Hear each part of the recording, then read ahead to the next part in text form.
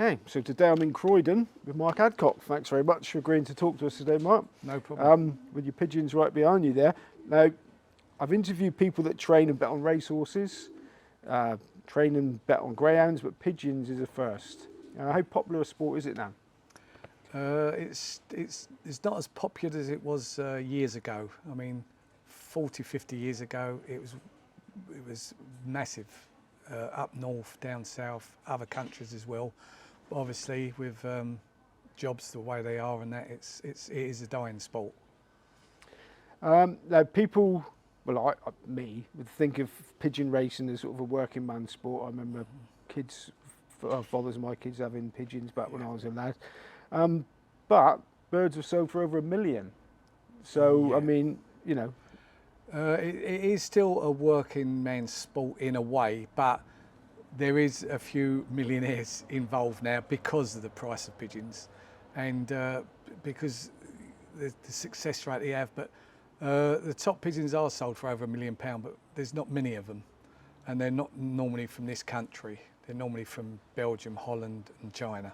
So what would make a bird worth £1 million?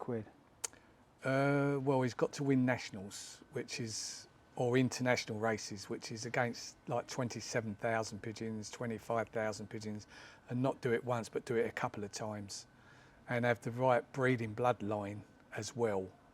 And then once they've done that kind of performance of beating thousands of pigeons on a regular basis, they're worth a lot of money. So there is the chance of a breeder sort of in effect winning the lottery. Yeah. So I assume that their racing days are over when they change hands for that sort of money. Yep, they go straight to stud, which is they never go out again, but they have their own private pen or their own aviary where there'll be selected females, or if it's a female, selected males just to breed from. So they will try and build their own dynasty through that pigeon or whatever.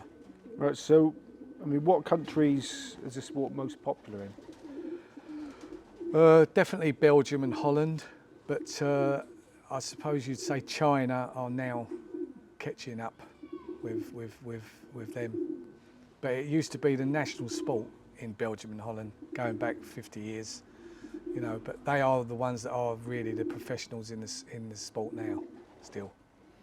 Okay, now you were born into the game. If anybody searches online, there's a video of you and your father, John. He was a renowned pigeon fancier, which is the correct term, I think, for... That's correct, yeah. My dad raced pigeons since he was a boy, and his dad before him raced.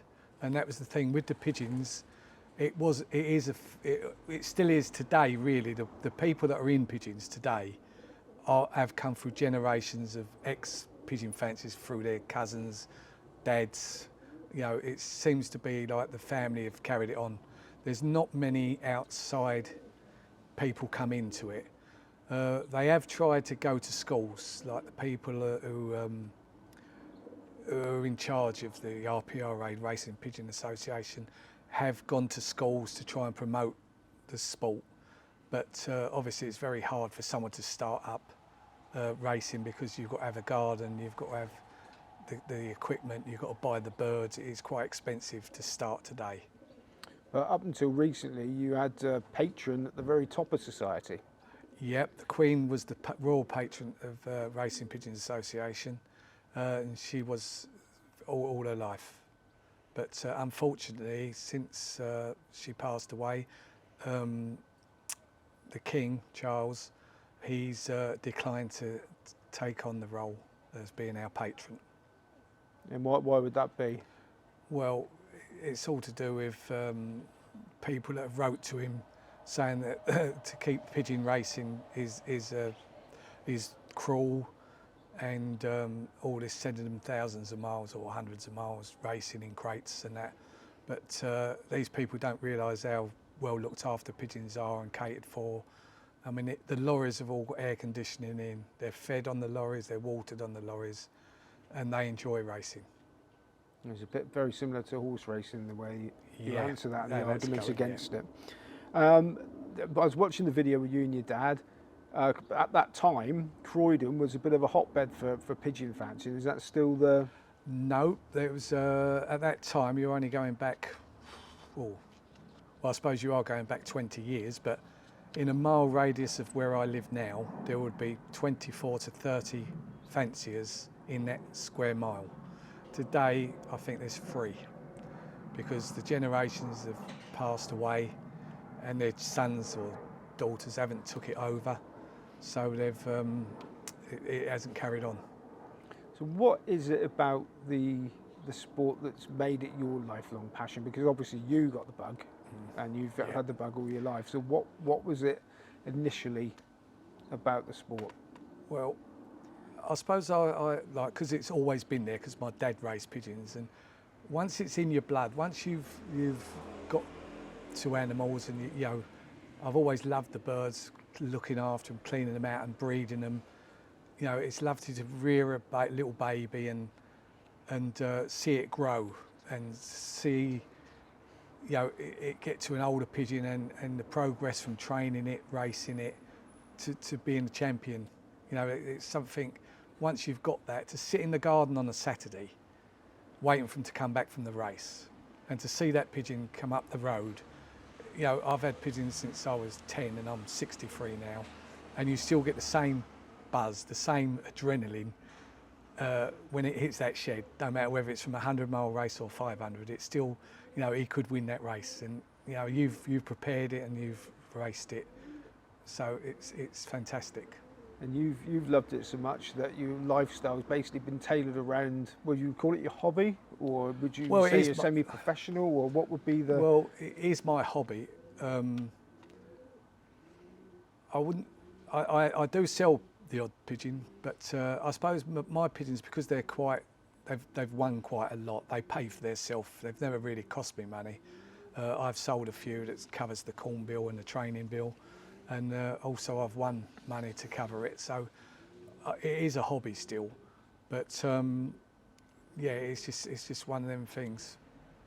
I mean, when we talk about some pigeons selling for $1 million, and you know the way you've just described it now, that they sort of wipe their face. I mean, would there have ever been a possibility for you to have been a full-time professional pigeon fancier? Yeah, when I was about 23, I was contacted by a professor in Canada, and he wanted to buy pigeons off of me because he was a top flyer in Canada, and he was getting old. He was in his 70s, and he had what they call it, sleep apnea. So he had to wear oxygen and that, which was bad for the shed. And he wanted me at the time to go over there, sell him some pigeons, and go over there and be his loft manager, to go professional type of thing with him. But obviously I had a young family then, so I couldn't. Would it have been something that, you know, somebody could have done like you are here now? You got a nice setup. Would you have been able to do it professionally?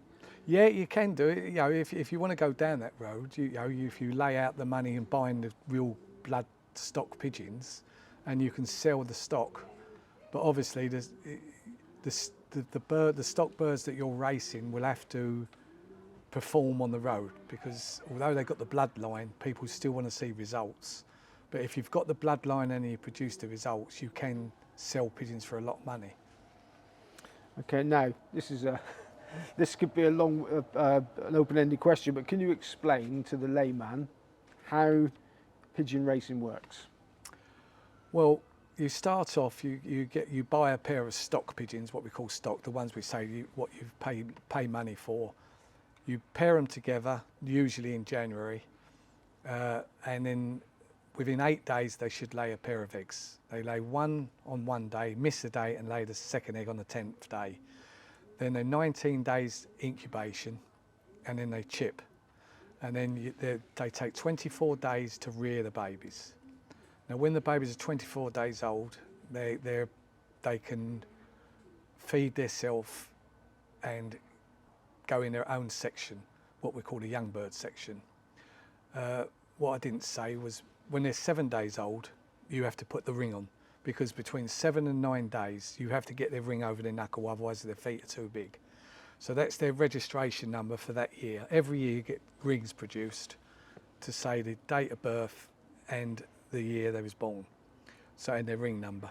So we do that, and then at 24 days old, they go in their own separate shed when they obviously can't fly. They can just about jump like 2 foot up, but obviously over a matter of 2 weeks to 3 weeks, they are flying into the higher perches in the shed and into the traps that you see behind me. And then from then you let them out. And because they're not strong on the wing, what we call strong on the wing, they just flutter in the garden, flutter back to the shed. They know they get fed in there at certain times, and that's their home. They know they're feeding. And then once they get to say like 6 weeks to 8 weeks old, they start flying, fluttering around the house, and they always come back. And then another 4 weeks after that, they start what we call roaming. And that's where they disappear from the loft and they find their way back. Once they're roaming, then babies have got their bearings. That's how they've picked up their bearings of where they live. Once they're roaming, then it's up to you to train them. And then you start them off gradually. You take them 3 miles to the park, 6 miles, 10 miles, 20 miles. They have to keep finding their way back. When they come back, they get their food because it's their home. And that's how you go right up to 60 miles training. And then usually the first race is around the 100 miles mark. And that's how they are. So are all birds that race that sort of age? The babies usually start racing when they're 4 to 5 months old. And then they race for 8 weeks. And then that's their season finished. And then the season's finished for the young birds. And then they will molt and have a good molt all their feathers and get the new coat for the following year. In the meantime, the old birds that have raced, because obviously you've weaned the babies off, they was born in January, so you've weaned them off more or less in March. And the old bird program starts from April to September, and the babies obviously from April to August, and then the babies are from July to September, they race for. Okay, when you breed them, do you sort of let nature take care of itself? Do the pigeons rear the chicks, or do you have to sort of be hands-on from when they're really little? The babies, the parents rear them, but it's up to you to give them all the nourishment, the vitamins in their feed. And this is what's a big part of pigeon racing. You know, people think you just give them bread or corn or whatever, and that's enough. But actually, you've got all the corns. They just get corn, but it's all different values of carbohydrates, proteins, the same as an athlete.